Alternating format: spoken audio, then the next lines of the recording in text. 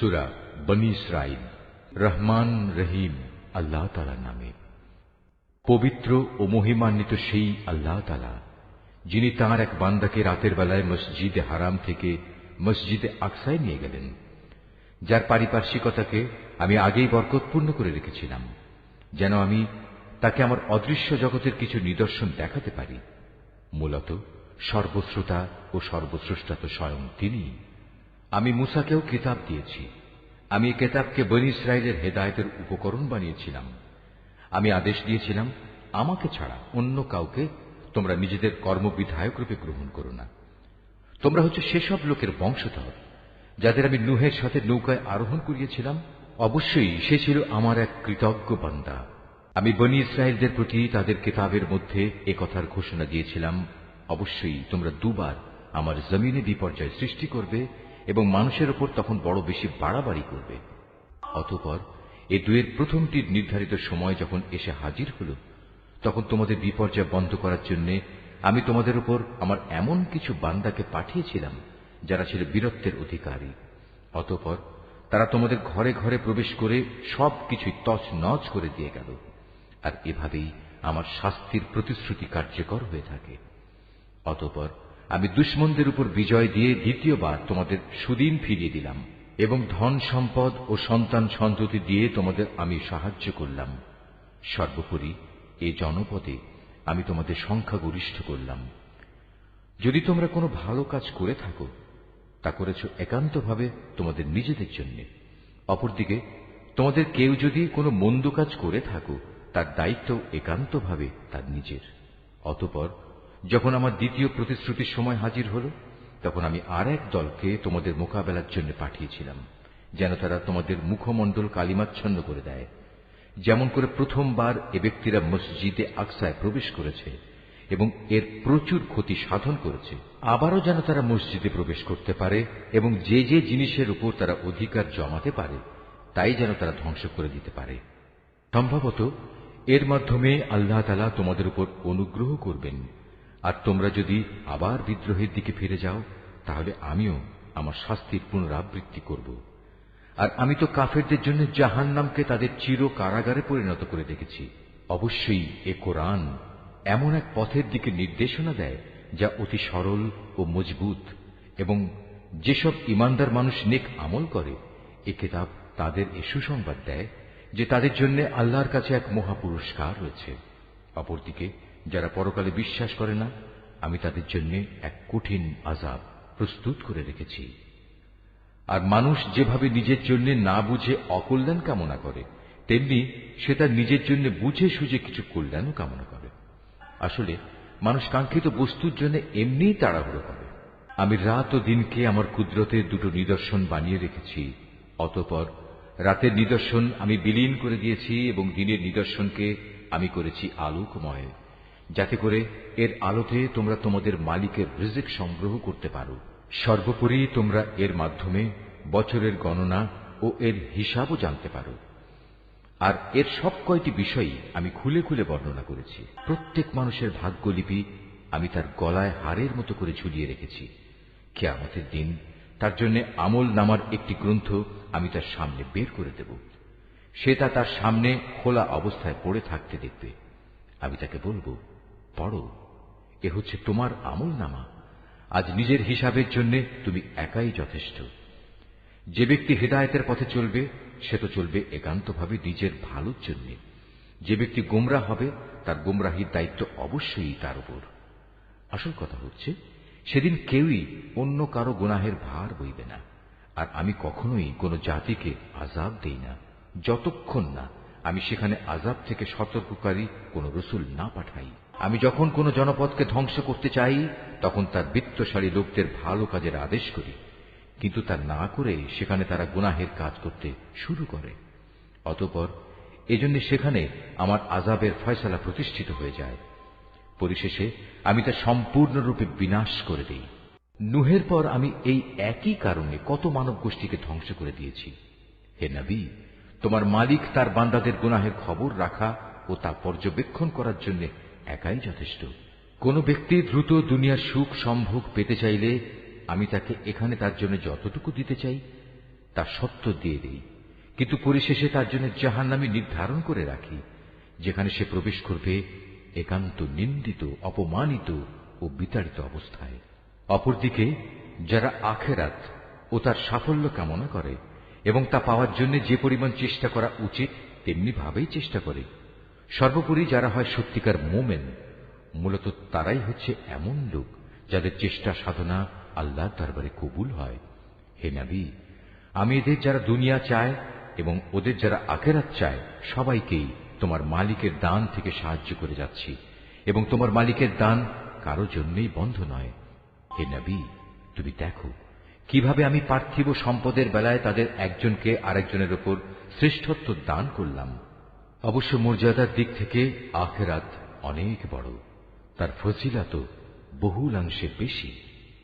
হে মানুষ, আল্লাহর সাথে তোমরা অন্য কাউকে মাবুদ বানিও না, নতুবা পরকালে তোমরা নিন্দিত, অপমানিত ও নিঃসহায় হয়ে পড়বে। তোমার মালিক আদেশ করছেন, তোমরা তাকে বাদ দিয়ে অন্য কারো ইবাদত করো না, এবং তোমরা তোমাদের পিতামাতার সাথে সৎ ব্যবহার করো। তাদের একজন কিংবা উভয়ই যদি তোমার জীবদ্দশায় বার্ধক্যে উপনীত হয়, তাহলে তাদের সাথে বিরক্তিসূচক কিছু বলো না এবং কখনো তাদের ধমক দিও না। তাদের সাথে সম্মানজনক ভদ্রজনিত কথা বলবে। অনুকম্পায় তুমি ওদের প্রতি বিনয় অবনত থেকো এবং বলো, হে আমার মালিক, ওদের প্রতি ঠিক সেভাবেই তুমি দয়া করো যেমনি করে শৈশবে ওরা আমাকে লালন পালন করেছিল। আসলে তোমাদের মালিক তোমাদের মনের ভিতরে যা আছে তা ভালো করেই জানেন।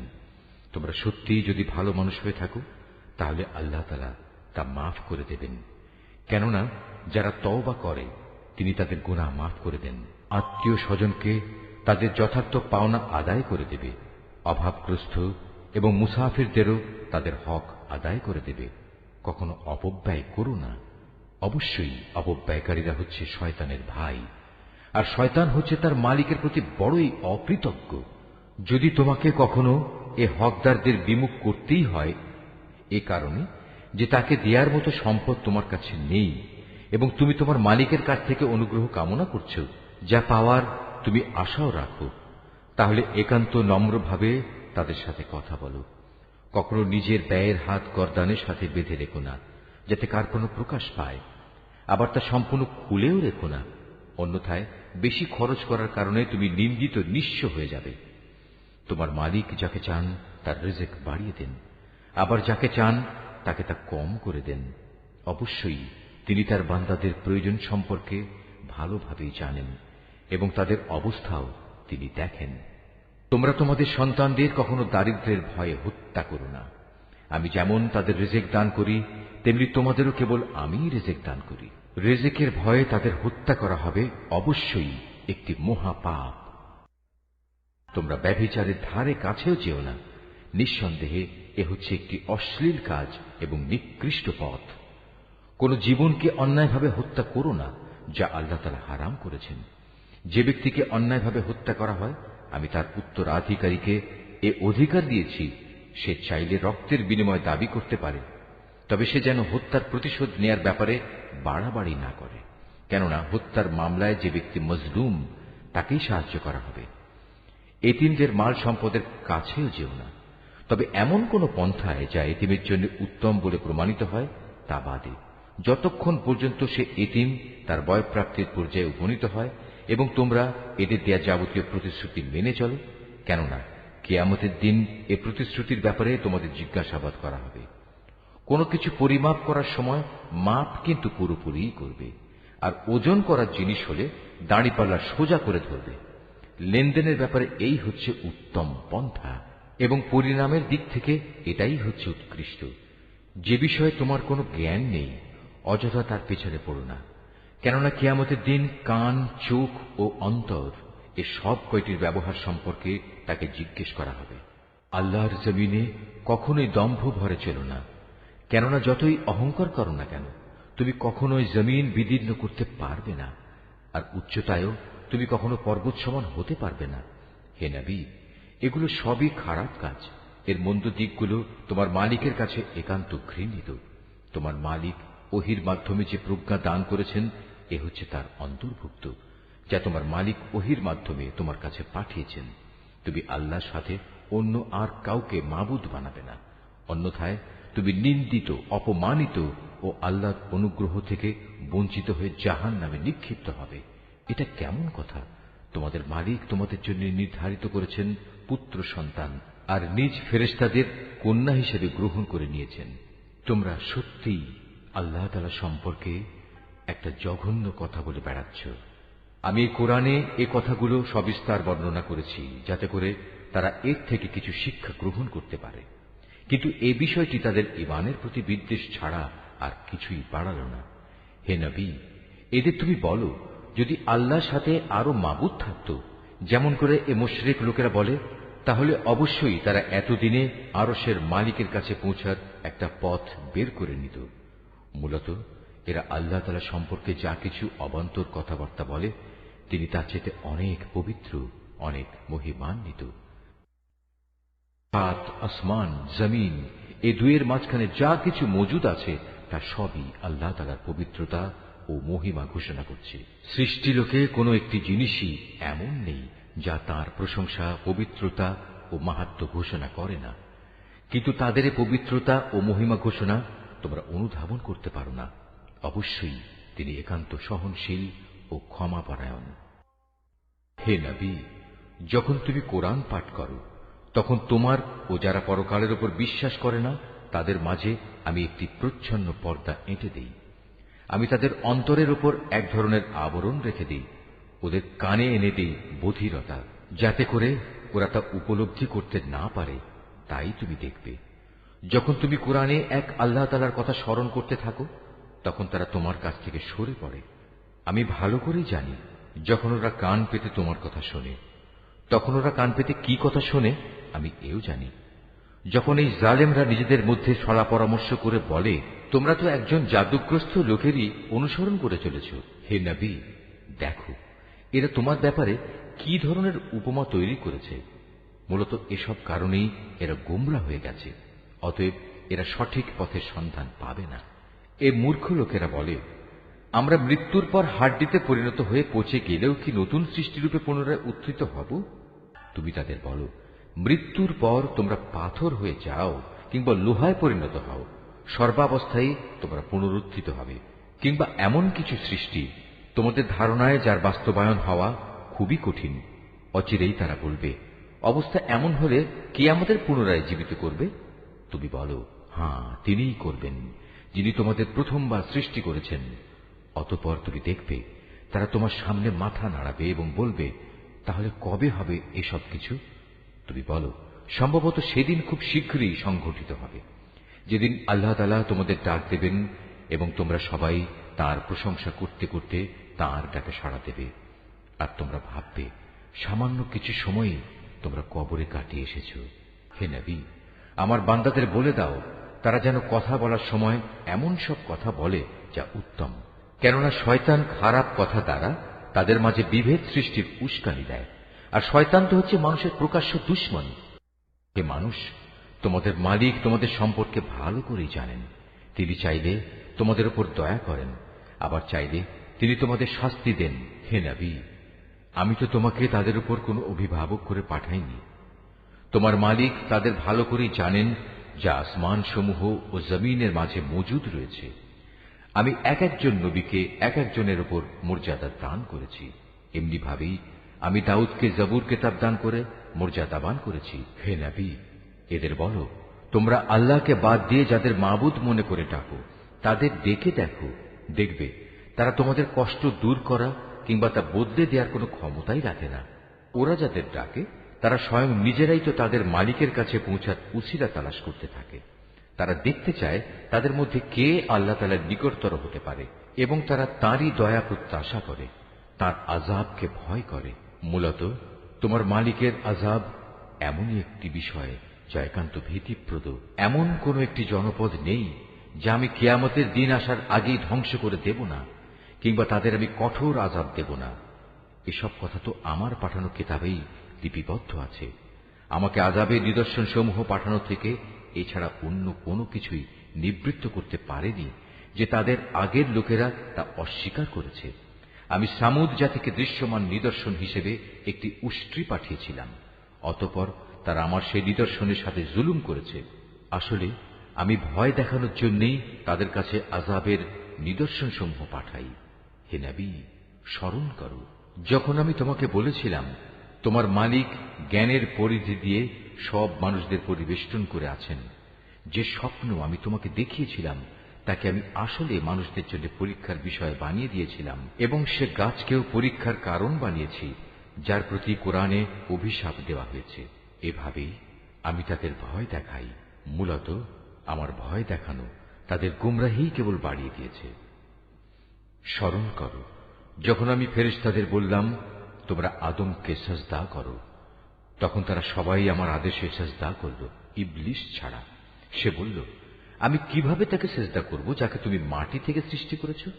সে বলল, তুমি কি একে দেখেছ যাকে তুমি আমার উপর মর্যাদা দান করলে? যদি তুমি আমাকে কিয়ামত পর্যন্ত অবকাশ দাও, তাহলে আমি অবশ্যই তার গোটা বংশধরদের নিজের আয়ত্তে নিয়ে আসব, তবে একটি ক্ষুদ্র দল ছাড়া যারা বেঁচে থাকতে পারবে। আল্লাহ তাআলা বললেন, যাও, দূর হয়ে যাও এখান থেকে। তাদের মধ্যে যারা তোমার আনুগত্য করবে তোমাদের সবার শাস্তি হচ্ছে জাহান্নাম, আর জাহান্নামের শাস্তিও পুরোপুরি দেয়া হবে। এদের মধ্যে যাকেই পারো তুমি তোমার আওয়াজ দিয়ে গোমরা করে দাও। তোমার যাবতীয় অশ্বারোহী ও পদাতিক বাহিনী নিয়ে তাদের উপর গিয়ে চড়াও হও। ধন সম্পদ ও সন্তান সন্ততিতে তুমি তাদের সাথী হয়ে যাও এবং যত পারো তাদের মিথ্যা প্রতিশ্রুতি দিতে থাকো। আর শয়তান তাদের যে প্রতিশ্রুতি দেয় তা প্রতারণা ছাড়া আর কিছুই নয়। নিঃসন্দেহে যারা আমার খাস বান্দা তাদের উপর তোমার কোনো ক্ষমতা চলবে না। হে নবী, তোমার মালিক অবশ্যই তাদের কর্মবিধায়ক হিসেবে যথেষ্ট। হে মানুষ, তোমাদের মালিক তো হচ্ছেন তিনি, যিনি তোমাদের জন্য সমুদ্রে জলযান পরিচালনা করেন, যাতে করে তোমরা জলে স্থলে তাঁর প্রদত্ত রিজিক তালাশ করতে পারো। নিশ্চয়ই তিনি তোমাদের উপর পরম দয়ালু।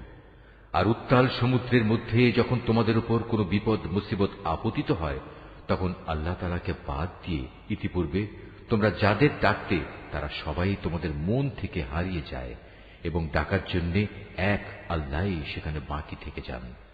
অতঃপর তিনি যখন তোমাদের স্থলে এনে বিপদ থেকে উদ্ধার করেন, তখনই তোমরা তাঁর থেকে মুখ ফিরিয়ে নাও। আসলে মানুষ হচ্ছে নেহায়েত অকৃতজ্ঞ।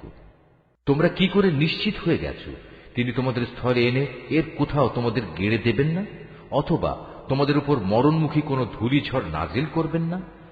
এমন অবস্থা যখন আসবে তখন তোমরা কোনো অভিভাবকও পাবে না।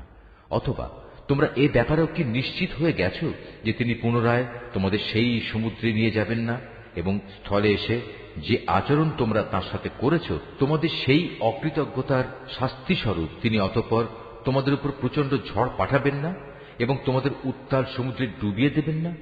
আর এমন অবস্থা দেখা দিলে তোমাদের জন্য সেদিন আমার বিরুদ্ধে কোনো সাহায্যকারী পাবে না। আমি অবশ্যই আদম সন্তানদের মর্যাদা দান করেছি। স্থলে ও সমুদ্রে আমি ওদের চলাচলের বাহন দিয়েছি এবং তাদের পবিত্র জিনিসসমূহ দিয়ে আমি রিজিক দান করেছি। অতঃপর আমি অন্য যত কিছু সৃষ্টি করেছি তার অধিকাংশের উপরই আমি তাদের শ্রেষ্ঠত্ব দান করেছি। যেদিন আমি প্রত্যেক জাতিকে তাদের নেতাদের সাথে ডাকব, সেদিন যাদের আমলনামা তাদের ডান হাতে দেয়া হবে তারা খুশি হয়ে তা পড়তে শুরু করবে। তাদের উপর সেদিন বিন্দু মাত্র জুলুম করা হবে না। যে ব্যক্তি জেনে বুঝে এই দুনিয়ায় সত্য থেকে অন্ধ হয়ে থেকেছে, পরকালেও সে আল্লাহর নিয়ামত থেকে অন্ধ থেকে যাবে এবং হেদায়েত থেকেও সে হবে পথহারা।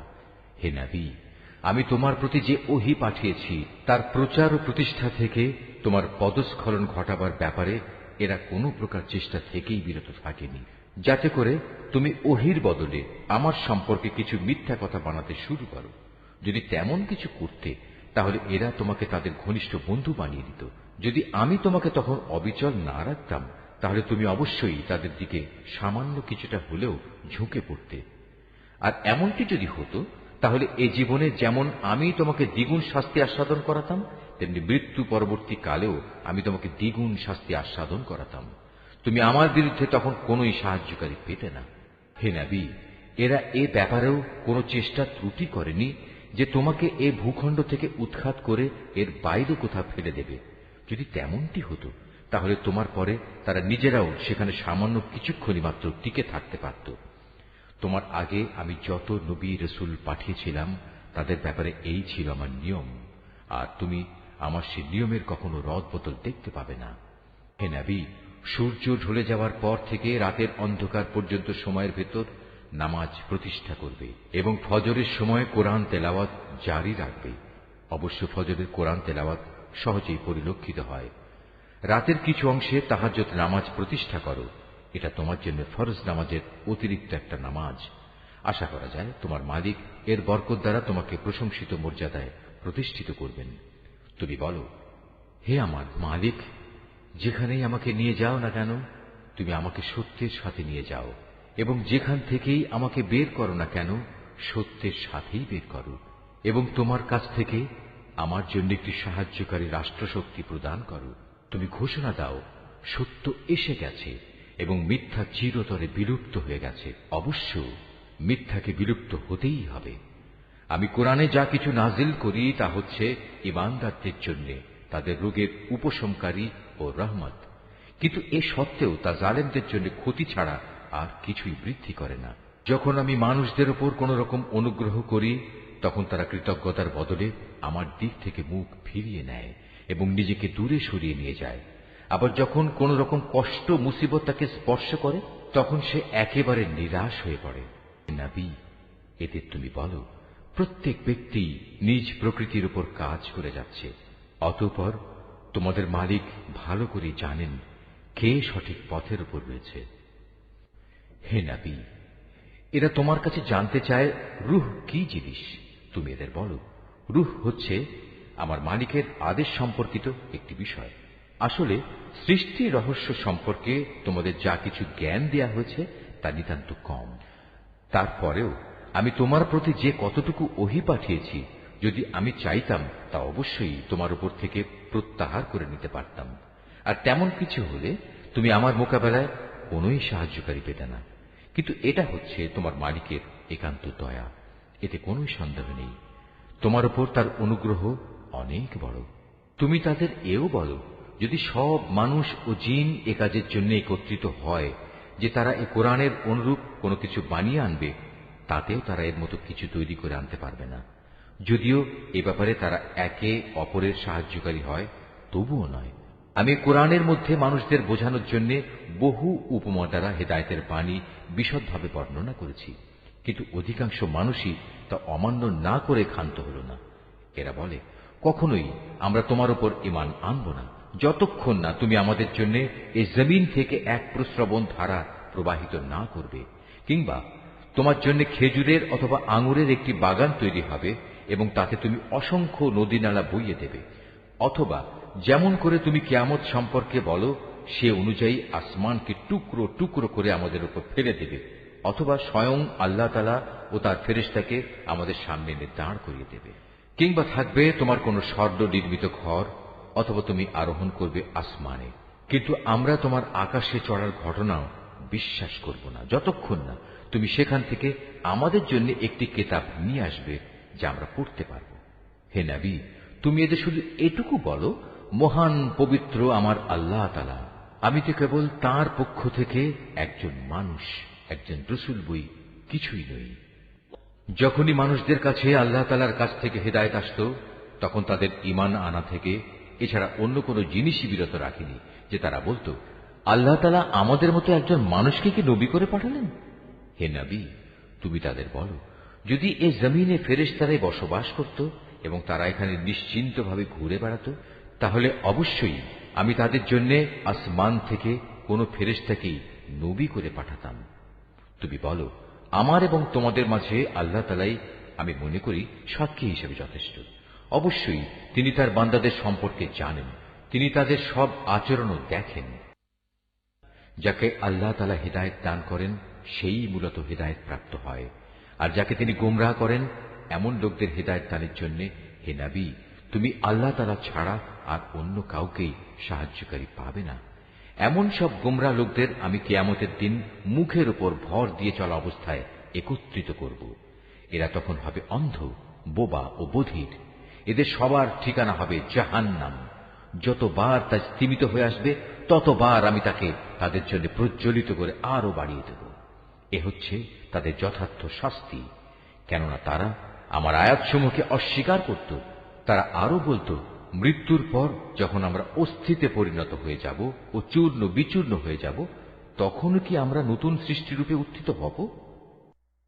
এ মূর্খ লোকেরা কি ভেবে দেখেনি আল্লাহ তাআলা, যিনি আসমান সমূহ ও জমিন পয়দা করেছেন, তিনি এই বিষয়ের উপর ক্ষমতা রাখেন যে তাদের মতো মানুষদের তিনি সৃষ্টি করতে পারেন। দ্বিতীয়বার তাদের পয়দা করার একটি ক্ষণ তিনি তাদের জন্য নির্ধারণ করে রেখেছেন, যাতে কোনো রকম সন্দেহের অবকাশ নেই। তথাপি এ জালেম লোকেরা সেই দিনকে অস্বীকার করেই যাচ্ছে। হে নবী, বলো, আমার মালিকের দয়ার ভাণ্ডার যদি তোমাদের করায়ত্তে থাকত, তবে তা ব্যয় হয়ে যাবে, এ ভয়ে তোমরা তা আঁকড়ে রাখতে চাইতে। আসলে মানুষ স্বভাবগতভাবেই অতিশয় কৃপণ। আমি মূসাকে 9টি স্পষ্ট নিদর্শন দিয়েছিলাম। অতএব হে নবী, তুমি স্বয়ং বনী ইসরায়েলদের কাছে এই কথাটা জিজ্ঞেস করো।